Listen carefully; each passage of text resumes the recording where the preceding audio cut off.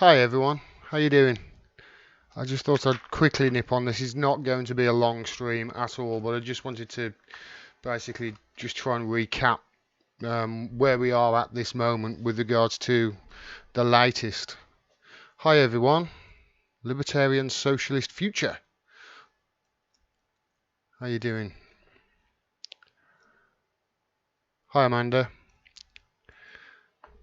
We'll just wait for the viewers to go up a little bit, and then I'll just quickly, recap basically put where we are at the moment, because really nobody, I've been watching the TV and nobody's really capping it this way, I don't think. At least I don't.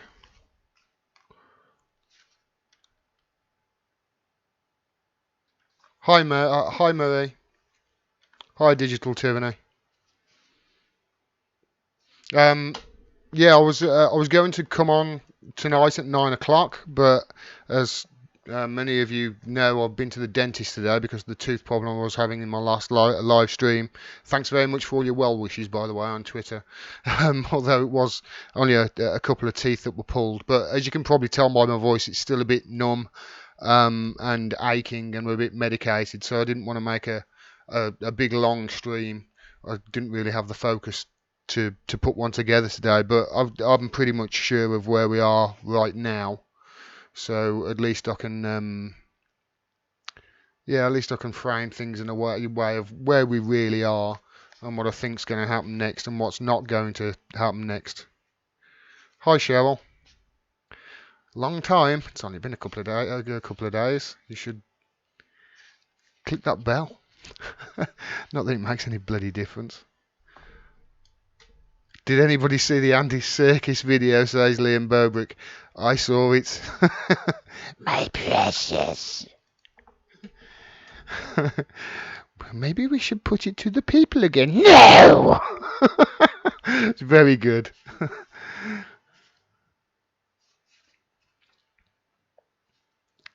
Alright, I think we've got enough here. Let's just start. Yeah, like I say, it's not going to be a long stream, but I wanted to just recap what's happened and where we are.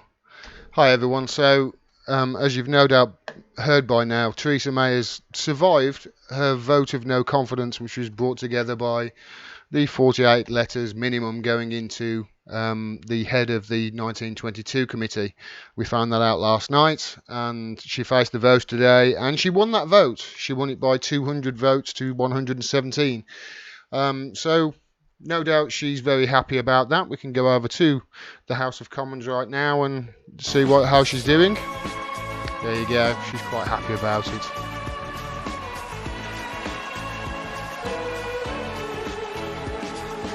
She's very happy. No doubt. No, the truth is she won't be very happy. This is a victory for her, but it's a bad victory. It's a very bad victory. Now, Jacob Rees-Mogg actually was interviewed just after this, and I just want to show this interview with the guy because he did bring up something quite important here. Although he did, some people have said that he's overplayed his hand here. I'm not so sure. Of course, I accept this result, but the Prime Minister must realise that under all constitutional norms, she ought to go and see the Queen urgently and resign. And I'll tell you why. Constitutionally, if a Prime Minister cannot get her business through the House of Commons, and on Monday the Prime Minister stood up and said she was going to lose so heavily that she wasn't even going to present the vote, and then discovers that the overwhelming majority of her backbenchers, of her non-paid backers, have voted against her, she clearly doesn't have confidence of the House of Commons. She should make way for somebody who does. So what he's saying there is the non-paid backers. Now, what he means by that is there's about 156 members of Theresa May's cabinet.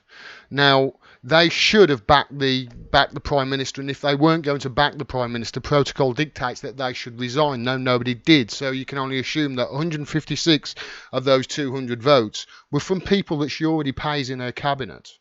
So of the rest of them, she lost 117 to 40 something. That's over 2/3 of her backbenchers that are not supporting her. Now, the reason this is a really bad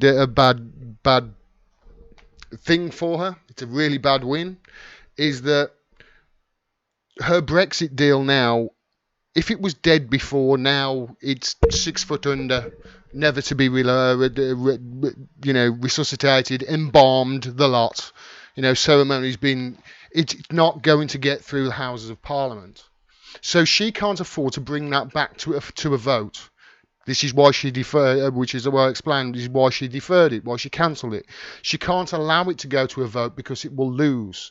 And what happens if she loses is then Jeremy Corbyn tables his vote of no confidence. As he explained in my live stream on Monday, Jeremy Corbyn is not going to put a vote of no confidence forward until it's for sure she loses the support of the DUP, which is what would happen if she brings that deal back to the Houses of Parliament, and then Jeremy Corbyn can say, right, okay, with the SNP we can form a government, and that leads to a Jeremy Corbyn government. She cannot afford to have that vote come back to the House of Commons as it stands without changing it. Now, changing anything with addendums, blah, blah, blah, blah, blah, or assurances, that doesn't wash with the EU, I'm afraid.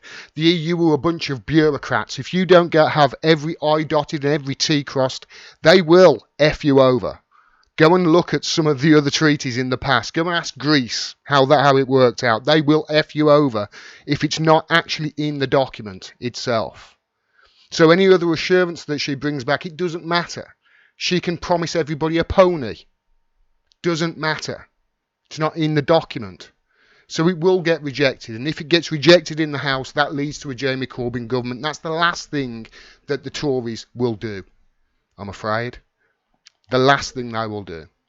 So now it's in a situation where she doesn't hold the support. She can't get a deal through. So what now? She either changes or she resigns. And I don't think she's going to change.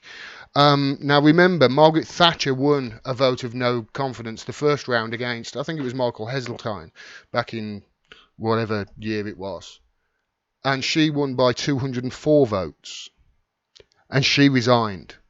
Theresa May only got 200.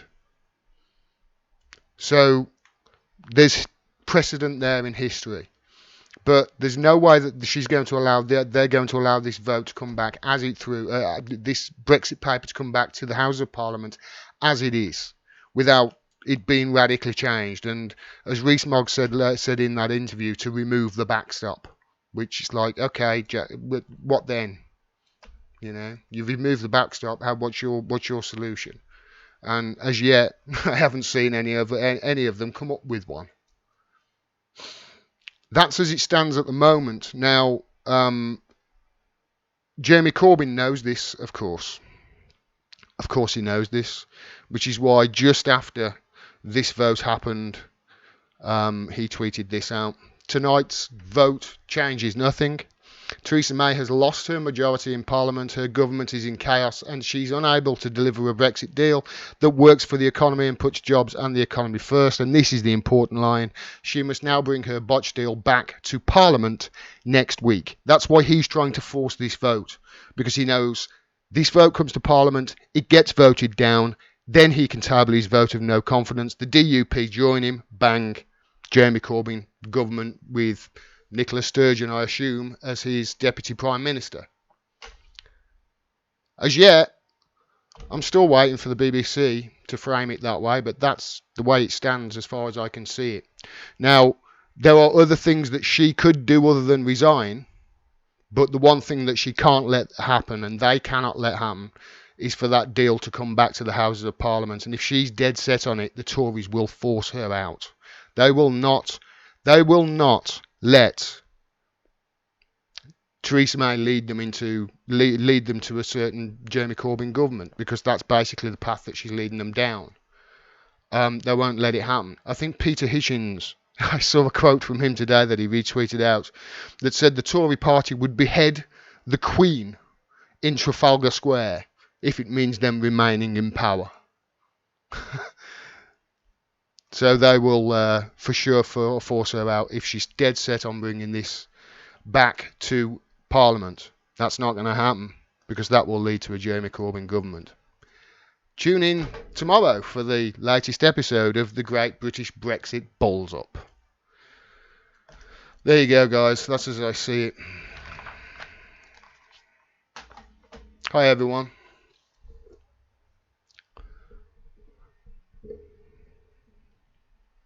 Like I say, I'm not going to stop on long in this stream. I'll maybe stop and chat for 5 or 10 minutes, but yeah, I don't want to make it long because I'm afraid I'll make something, make a really cock up of a mistake because I'm medicated. That's all. But yeah, my jaw is aching a bit.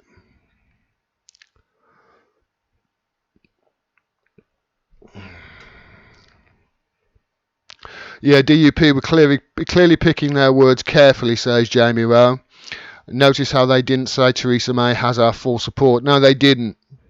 They didn't at all. But what they have said for sure is if she brings that back, that Brexit thing back, they will vote against it, which means that's it. She's lost the support of the DUP. She's lost her minority government. Go and see the Queen, Jezza.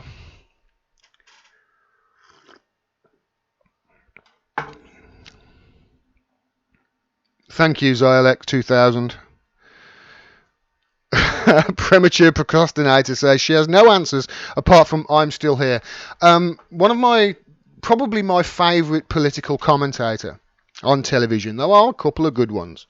And that's not to say I agree with everything he says or that he's great, but one of my favourites is Robert Peston because of the way he words things, and I'm sure that has got some reason. That's one of the reasons that he was he left the BBC because he does word things in a certain way that you know what he's saying, but he's not actually saying it. I call it Pestonese.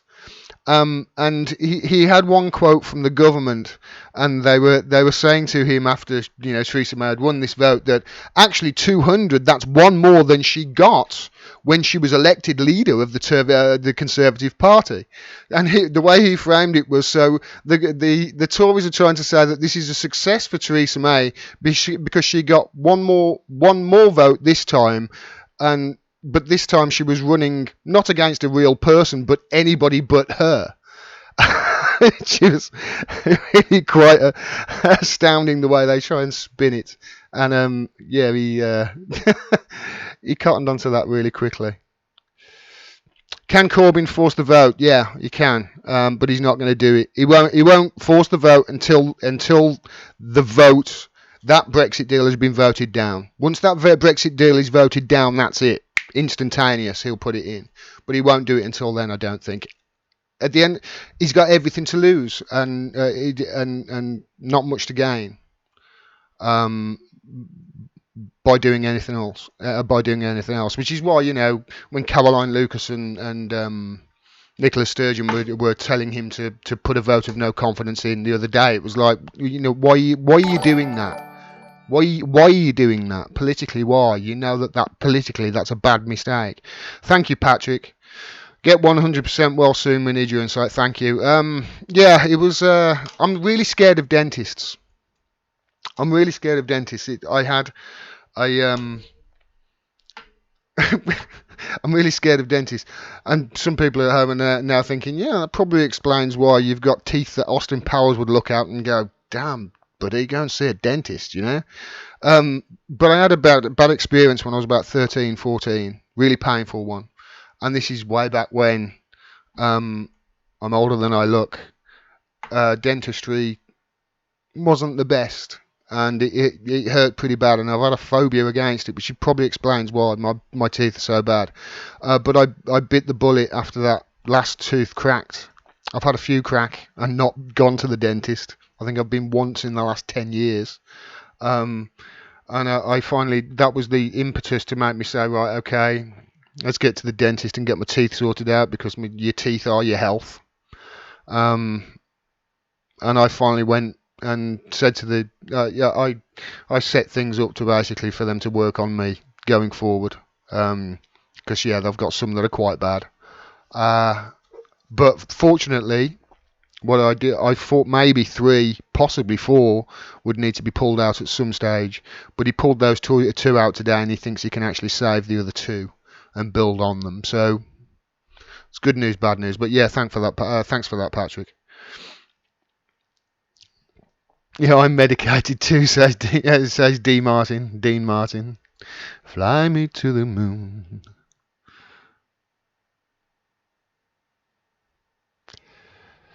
Yeah, let me just scroll up because I've just seen a comment there. W. Leon says they are clinging onto power by their fingertips like a bad smell. They linger on. That's what it's just gonna. I mean, I can see her. I can see her trying to. I think it was January the 21st. I heard as one of the dates that could possibly be when the latest possible date that this Brexit deal could come back for a vote. So she could have, it could be 6 weeks, could be. I mean, Jeremy Corbyn's trying to get it to a vote next week, but I don't think it's going to happen before Christmas because that will lead to a Jeremy Corbyn government for almost sure. I can't see it playing out any different.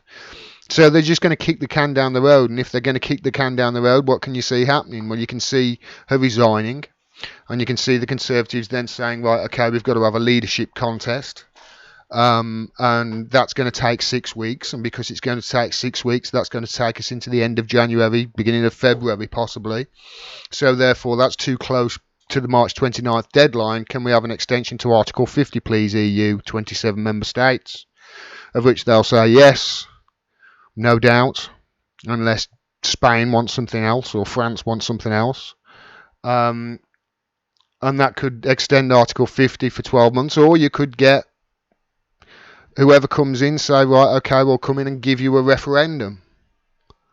That's a possibility. A proper Remainer could stand up and say that. But the one thing the Tories are not going to allow is for that dog's breakfast of a Brexit to dog's Brexit. That's a good one. Dog's Brexit. For the dog's Brexit to come back for a vote on. They're not going to. The Tory party are not going to allow that because that almost certainly leads to a Jeremy Corbyn government. Thank you. Thank you for all the well wishes, everyone. It's not a bad thing. It's just I'm scared of the dentist. That's all it is. I'm just scared because my words were to my dentist, I'm a pussy. Why do we use that? Why is that used for cowardice? I think I need to change that. I think I need to stop using it. It doesn't make sense.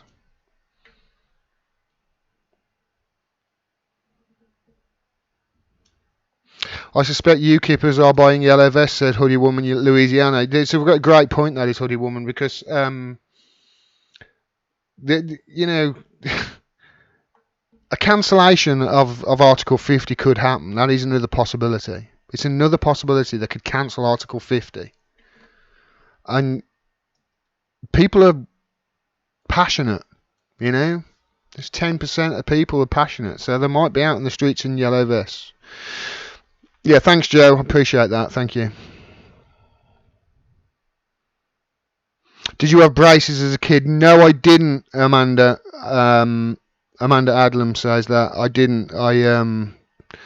That was one of the reasons why that was being talked about at the same time. It's a big, long story. I don't want to get into it. I'll give you my biography, but yeah, I think it was a combination of 2 or 3 things that led to me just backing away from the dentist altogether.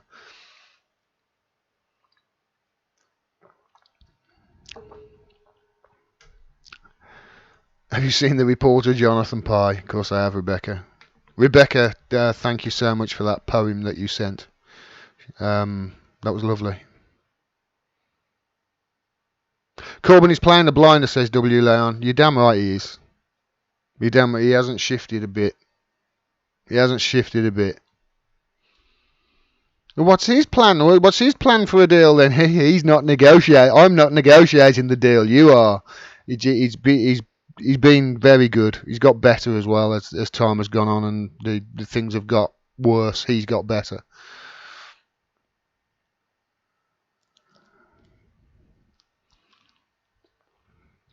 My yellow vest arrived in the post today, says Cloud Power. That is not going away. That movement isn't. That is not going away. Macron, God damn, could things get just when Macron thinks, things can't get any worse. What's the latest on that?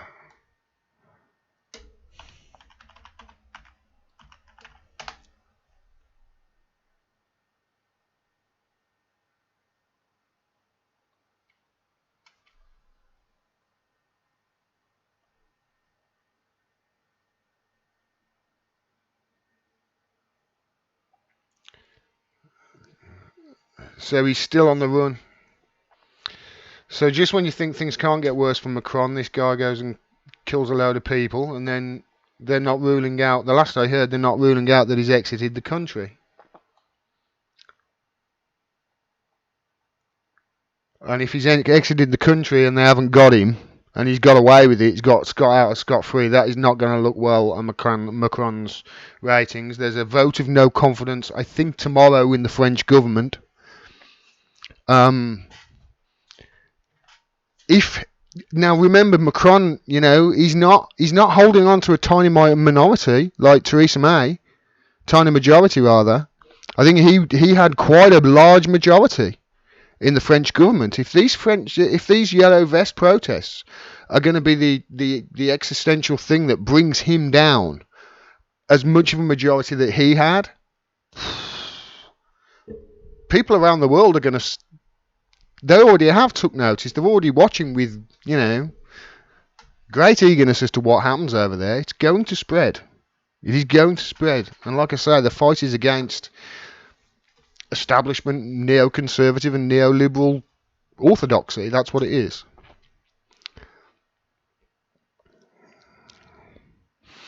Joe Hickey say, Joe, this is a good point. Do you think Corbyn will make Brexit happen when he gets into number 10 if the people vote for it again? Yes, I do. Yes, I do. And I think he wants it, as I've explained before. I think he wants Brexit. I think he realises that the EU is a neoliberal construct. You only need to, it's a global neoliberal construct, is what it is. You just look at the way they reacted to Switzerland the other day. There was some financial thing with Switzerland, and it was like, right, okay, well, they were going to block access to the markets or something like that to them. It was just, it's a global neoliberal construct, is what it is. And what is Corbyn fighting against? He brings it up in the House of Commons all the time. Neoliberal. That's what the fight is against. This is why the left and the right are coming together. Oh, shit. I've just knocked my coffee all over the place, guys, so I'm going to have to go very soon. Shit. I knew I was going to do something like this, you see.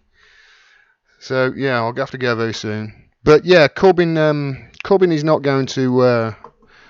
he's not going to want to stop in the EU, I don't think. Especially when you look at who his heroes are. His heroes were, Tony Benn, who was one of the greatest Eurosceptics there is. Right, I'm going to have to cut this short because this coffee has just gone everywhere. Thanks for everybody for tuning in. Thanks for all your well wishes. Thanks for all your support. And until next time, I'll be back tomorrow and keep everybody informed on what's happening. Thanks everybody. Peace. Take care.